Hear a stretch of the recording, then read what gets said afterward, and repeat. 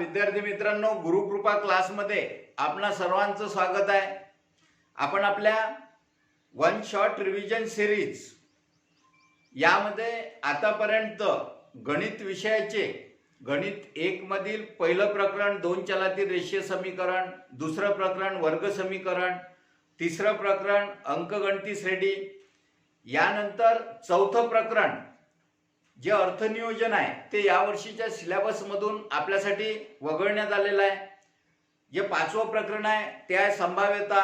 संभाव्यतेविषयी आज one shot revision series मध्ये आपण पाहणार आहोत आणि हे संभाव्यता गणित 1 चं तुमचं यावर्षीचं शेवटचं प्रकरण आहे, कारण की अर्थनियोजन आणि सांख्यिकी दोन्ही प्रकरण तुमच्यासाठी वगळलेले आहे।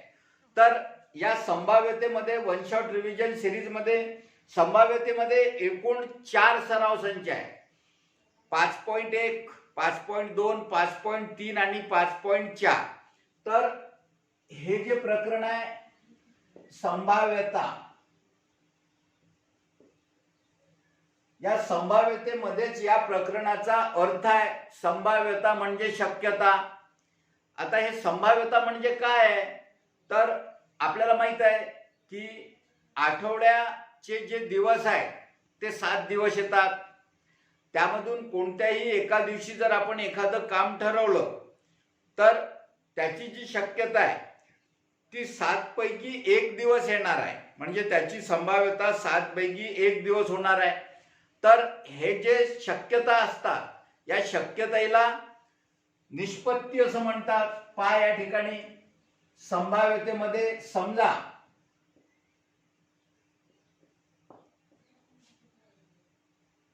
आठवड्यातील 7 दिवस, आठवड्यातील एकूण दिवस, तर आठवड्यातील एकूण दिवस किती असतात ते संच स्वरूपात लिहायचे। पहा, सोमवार, नंतर मंगळवार, नंतर बुधवार, नंतर गुरुवार, शुक्रवार, शनिवार आणि शेवटचा दिवस रविवार। हे झाल्या शक्यता। आठवड्यातील 7 एकूण दिवस किती, तर 1 2 3 4 5 6 7 किती शक्यता आहेत, 7 आहेत। आपल्याला 5.1 मध्ये फक्त शक्यता पाहायच्या आहेत, किती आहेत, तर म्हणजेच या आठवड्यामध्ये किती दिवस आहेत, तर 7 आहेत। कॅट मध्ये एकूण किती पत्ते असतात, तर 52 पत्ते असतात। या पत्त्यामध्ये काळे पत्ते किती असतात, तर 13 इस्पिकचे, 13 किलवरचे असे एकूण 26 काळे असतात। त्यानंतर लाल पत्ते किती असतात, तर 13 बदामचे, 13 चौकटचे असे एकूण 13 आणि 13 26 लाल पत्ते असतात। यामध्ये चित्रयुक्त पत्ते किती असतात, तर प्रत्येक सेट मध्ये म्हणजे किलवर, इस्पिक, बदाम आणि चौकट या 4 सेट मध्ये प्रत्येकी 3 चित्रयुक्त पत्ते असतात, ज्यामध्ये गुलाम, राणी आणि राजा असतो। एक्क्याला चित्रयुक्त पत्ते म्हणत नाही, त्यामुळे प्रत्येक सेट मध्ये चित्रयुक्त पत्ते 4 त्रिक 12, एका कॅट मध्ये 12 चित्रयुक्त पत्ते असतात, ज्यामध्ये किलवरचे 3 गुलाम, राणी, राजा, इस्पिकचे हेच 3 गुलाम, राणी, राजा, बदामचे 3 आणि चौकटचे 3। तर गुलाम, राणी, राजा या पत्त्याला चित्रयुक्त पत्ते असे म्हटले जाते। आता 5.1 मध्ये फक्त एवढंच आहे आपल्यासाठी। 5.2 मध्ये काय आहे पहा। 5.2 मध्ये आपल्यासाठी आहे नमुना अवकाश तयार करा आणि नमुना अवकाश मधील घटकांची संख्या लिहा। पहा, नमुना अवकाश म्हणजे काय ते पहा। आता या ठिकाणी समजा एक फासा फेकला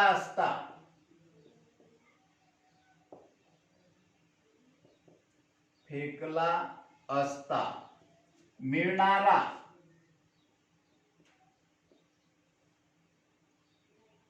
नमुना अवकाश लिहा.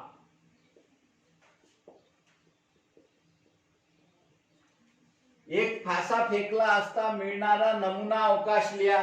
तर नमुना अवकाश कसा लिहितात पहा. नमुना अवकाश त्याला यस म्हणतात, स्पेस. महिरपी कंसामध्ये लिहायचं.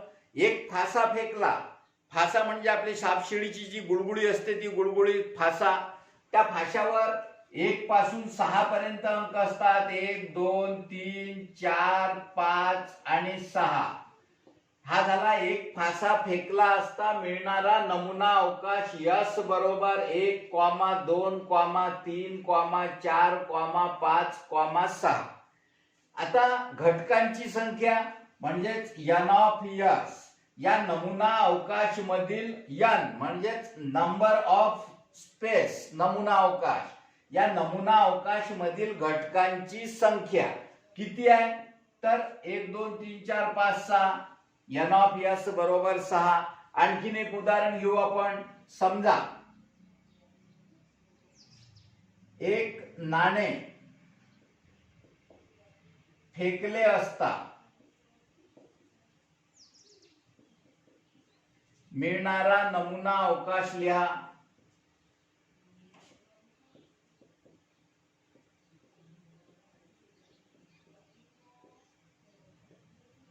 तर एक नाणे फेकले असता नमुना अवकाश यस बरोबर काय मिळेल आपल्याला. एक तर हेड मिळेल, एक तर टेल मिळेल. म्हणजेच n ऑफ s यातील घटकांची संख्या किती झाली तर 2 झाली. समजून राहिलं ना. हा झाला नमुना अवकाश आणि हे झाली त्या नमुना अवकाश मधील घटकांची संख्या. असं प्रत्येक ठिकाणी आपल्याला काहीतरी दिलेलं असेल आणि त्यामधून आपल्याला नमुना अवकाश तयार करायचा असेल. 5.2 साठी पहा आणखीन एखादा प्रश्न पाहू आपण. समजा आपल्याला काही अंक दिलेले आहेत. 0 1 2 3 या अंकांची पुनरावृत्ती न करता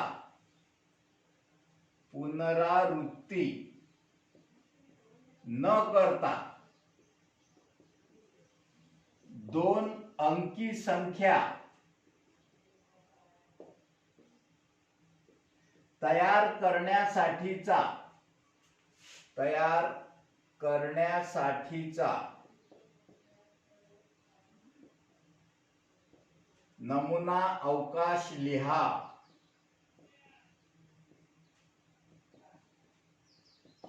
आता यामध्ये नमुना अवकाश यस 2 अंकी संख्या पाहिजे. पहिली संख्या कोणती होईल 10, दुसरी 12. 11 नाही होणार कारण की पुनरावृत्ती न करताय. पुनरावृत्ती झाली नाही पाहिजे. एकावर एक संख्या आली नाही पाहिजे. एकावर एक, दोनावर दोन, तीनावर तीन अशी नाही आली पाहिजे. 10 12 13 नंतर 20 21 नंतर 23 नंतर 30 31 32 या पद्धतीच्या 2 अंकी संख्या सर्व तयार होतील. म्हणून n ऑफ s बरोबर 1 2 3 4 5 6 7 8 9. n ऑफ s बरोबर किती 9. तर अशा पद्धतीचे गणित येत असतात की आपल्याला दिलेलं असते त्या पद्धतीचा नमुना अवकाश आपल्याला बनवायचा असतो. n ऑफ s म्हणजे नमुना अवकाश मधील घटकांची संख्या. नमुना अवकाश बनवताना s बरोबर महिरपी कंसामध्ये त्या नमुना अवकाश मधील घटक कॉमे देऊन लिहायचे. प्रत्येक घटकानंतर कॉमा द्यायचा. शेवटी महिरपी कंस पूर्ण करायचा. त्यानंतर 5.3 मध्ये पहा काय नमुना अवकाश काढायचा आहे, n ऑफ s काढायचा आहे आणि एबीसी हे जे इव्हेंट आहे ह्या ज्या घटना आहेत ह्या संच स्वरूपात लिहायचे आहे. तर पहा आपण त्याचे एक गणित पाहू. समजा 2 फासे किंवा 2 नाणे एकाच वेळी फेकले असता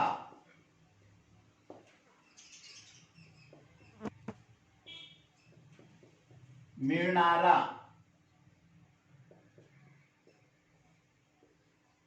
नमुना अवकाश काढून किंवा नमुना अवकाश काढा. त्यानंतर आपल्याला दिलेलं असते की घटना A ही कमीत कमी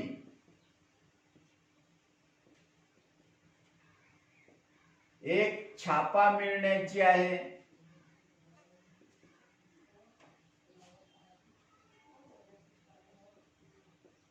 नंतर घटना B ही जास्तीत जास्त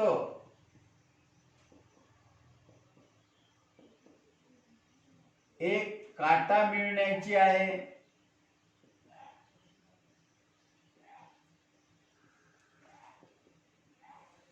तर ह्या घटना आपल्याला इथं बनवायच्या आहे. पहा आपण बनवू. 2 नाणी एकाच वेळी फेकले म्हणून उत्तरामध्ये लिहायचं उत्तर 2 नाणी एकाच वेळी फेकले असता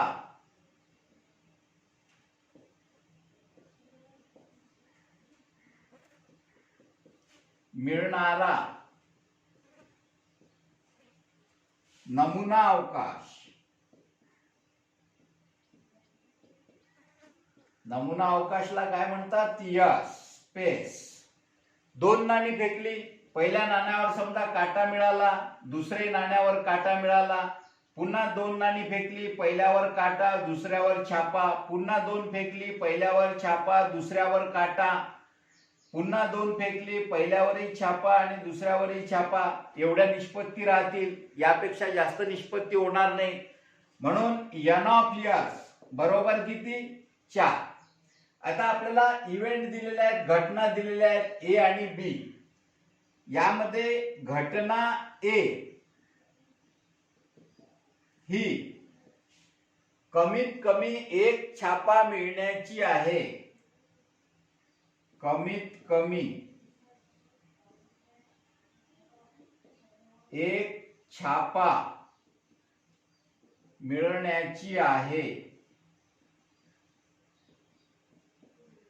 कोणती घटना आहे ही? A. मग आता या A चे घटक आपण लिहू. कमीत कमी एक छापा हा नमुना अवकाश आहे. यामध्ये कमीत कमी एक छापा म्हणजे काय? तर एक पेक्षा कमी नको. जास्तीत जास्त किती चालतात? कमीत कमी एक म्हणजे एक पेक्षा कमी छापा नको. एक पेक्षा कमी नको म्हणजे एखादा घटक असा आहे याच्यात की ज्याच्यात छापाच नाही आहे, पण तसं तो घटक नाही चालणार यामध्ये. एक पेक्षा कमी नको. एक पेक्षा जास्त किती छापे चालतात? कमीत कमी एक छापा मिळण्याची घटना आहे. याचा अर्थ हा आहे की एक पेक्षा कमी छापा चालणार नाही, जास्तीत जास्त किती चालतील. तर घटना A चे घटक कमीत कमी एक छापा. हा इथं एक छापा आहे, इथंही छापा आहे, इथं 2 छापे आहेत. हा घटक देखील चालेल. म्हणजेच TH, HT आणि इथं HH. इथं 2 छापे आहेत. कमीत कमी एक पाहिजे, पण इथं 2 आहे, चालून जाईल. एक पेक्षा कमी चालणार नाही. म्हणून n ऑफ A किती घटक मिळाले आपल्याला? 3. 1 2 3. समजून राहिलं ना? त्यानंतर घटना B, दुसरी घटना. घटना B ही जास्तीत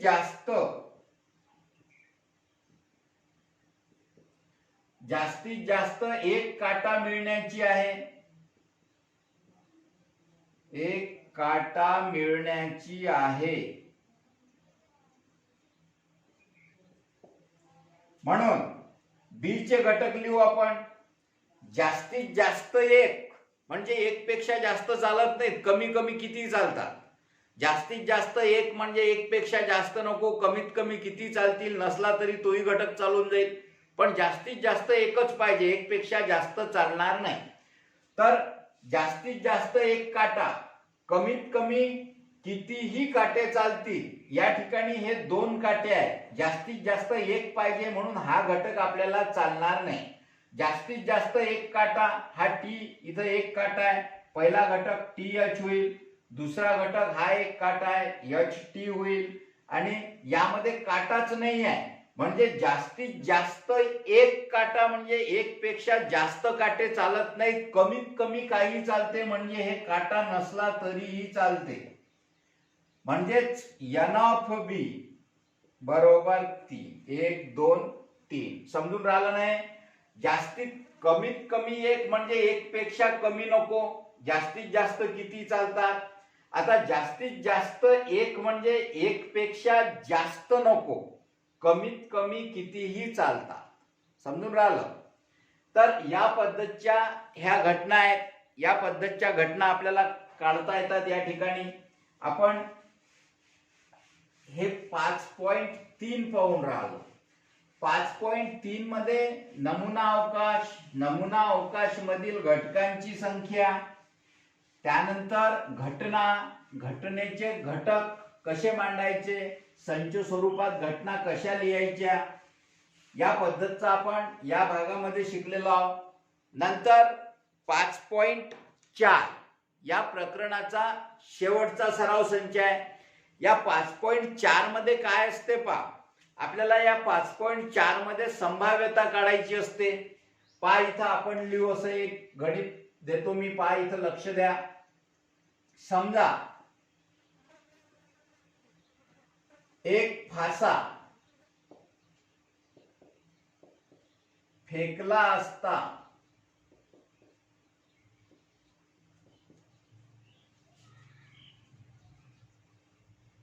फाशावरील संख्या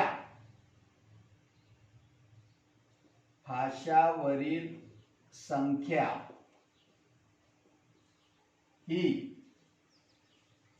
पूर्ण वर्ग संख्या असण्याची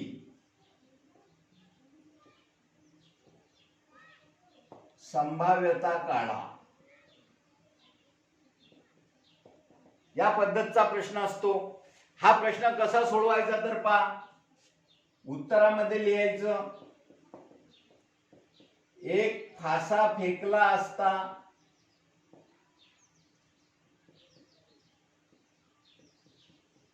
मिळणारा नमुना अवकाश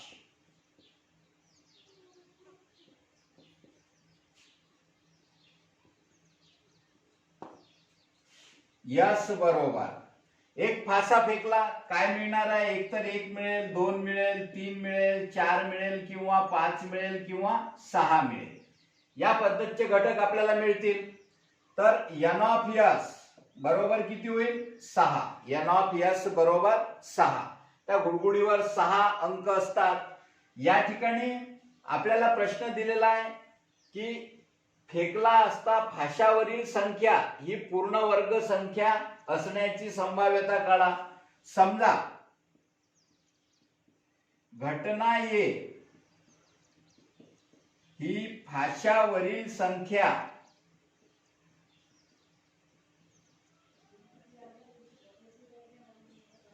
पूर्ण वर्ग संख्या असण्याची आहे.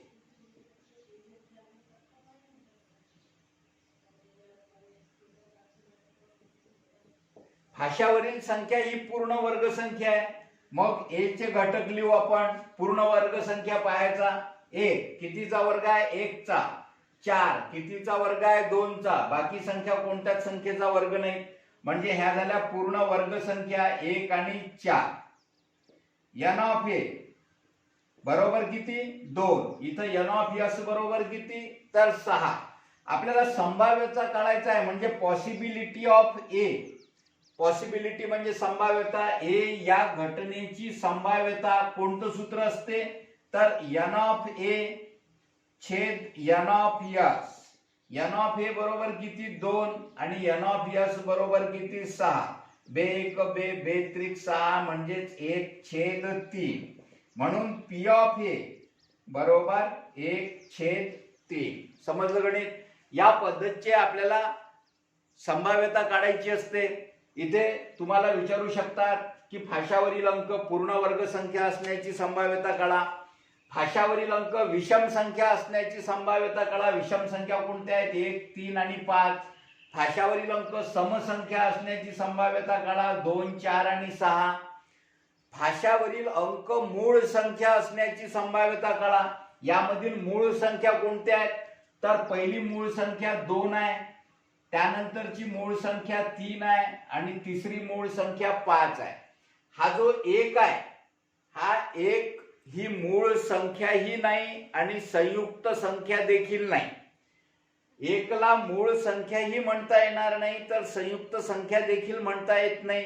हे आपण इयत्ता 6वी मध्ये शिकलेलो आहोत. तर मूळ संख्या किती? 2, 3 आणि 5. याची संभाव्यता काय येईल? तर मूळ संख्या जो समजा घटना असेल, घटना बी ही मूळ संख्या मिळण्याची आहे, तर बी चे घटक काय राहतील? 2, 3, 5. म्हणून n ऑफ बी बरोबर 1, 2, 3 होईल.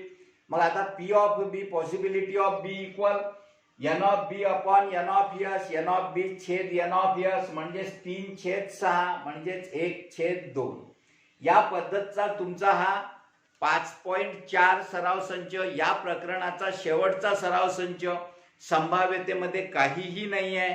संभाव्यतेमध्ये जे आहे त्यामध्ये विषम संख्या ओळखता येणं, समसंख्या ओळखता येणं, पूर्ण वर्ग संख्या ओळखता येणं, मूळ संख्या ओळखता येणं, 4च्या पटीतील संख्या, समजा 2 फासे एकाच वेळी टाकले असता फाशावरील अंकांची बेरीज ही 4च्या पटीत असणे, अशा पद्धतीचा प्रश्न येतो. किंवा 0, 1, 2, 3, 4 या अंकांची पुनरावृत्ती न करता 2 अंकी संख्या तयार केली असता ती घटना बनवायची असते, त्याची देखील संभाव्यता विचारू शकतात. त्यानंतर कॅट येते, म्हणजेच आपला कॅट मध्ये एकूण 52 पत्ते असतात. त्यामध्ये तुम्हाला असं विचारू शकतात की कॅट मधील एकूण नमुना अवकाश S बरोबर एकूण पत्त्यांची संख्या किती? तर 52. समजा एखादी घटना A आहे. A ही घटना इस्पिक मधील 2 आणि 5 धरून मिळणाऱ्या घटकांची संख्या किंवा मिळणारे घटक, 2 आणि 5 धरून असणारे पत्ते. तर 2 आणि 5 धरून समजा इस्पिक मधले असले, 2 आणि 5 धरून म्हटलं तर त्यामध्ये 2ही घ्यायचे, 3ही घ्यायचे, 4ही घ्यायचे आणि 5ही घ्यायचे. 2 आणि 5 मधील म्हटलं तर 2 आणि 5 नाही घ्यायचा, 3 आणि 4 घ्यायचे. समजून राहिलं ना काय म्हणून राहिलो ते? आपण क्लासमध्ये शिकलेलो आहोत. त्या पद्धतीने ह्या घटना आपण या ठिकाणी एका 1 शॉर्ट रिव्हिजन सिरीज मध्ये पूर्ण प्रकरण आपल्या डोळ्यासमोर ठेवण्याचा मी प्रयत्न केलेला आहे. या 1 शॉर्ट रिव्हिजन सिरीज मधून ते पूर्ण प्रकरण आपल्या डोळ्यासमोर जसंच्या तसं येते. त्यामधले छोटे छोटे गणित मी इथं घेऊन तुम्हाला समजून द्यायचा प्रयत्न करून राहिलो. काही मोठे गणित असतील ते आपल्या क्लासमध्ये आपण शिकलेलंच आहोत. त्यानंतर आपण यानंतर आपला गणित 1 ची 1 शॉर्ट रिव्हिजन सिरीज ही पूर्ण झालेली आहे इयत्ता 10वी साठी यावर्षीची. कारण की यावर्षी गणित 1 मध्ये अर्थनियोजन आणि सांख्यिकी हे 2 प्रकरणं वगळण्यात आलेले आहेत. या नंतरची जी 1 शॉर्ट रिव्हिजन सिरीज आपली येणार आहे त्यामध्ये आपण गणित 2 चा विचार करूया. गणित 2 मध्ये पहिलं प्रकरण समरूपता, दुसरं प्रकरण पायथागोरस प्रमेय, तिसरं प्रकरण वर्तुळ. जेवढे आपल्याला प्रकरण आहे, गणित 2 मधला शेवटचं प्रकरण महत्वमापन हे देखील वगळण्यात आलेलं आहे. त्यामुळे आपण 1 शॉर्ट रिव्हिजन सिरीज मध्ये यानंतरच्या भागामध्ये गणित 2 चा विचार करूया. आपले हे चॅनल सबस्क्राईब करायचं आहे आणि हे कंटिन्यू पाहायचं आहे की जेणेकरून तुमच्या पर्सेंटमध्ये भरपूर मार्क्सनी वृद्धी कशी होईल याकडे आमचा कौल आहे. तुमचं पर्सेंट कसं वाढवता येईल याच्याकडे आमचा फोकस आहे. तरी चॅनलला सबस्क्राईब करा. ओके.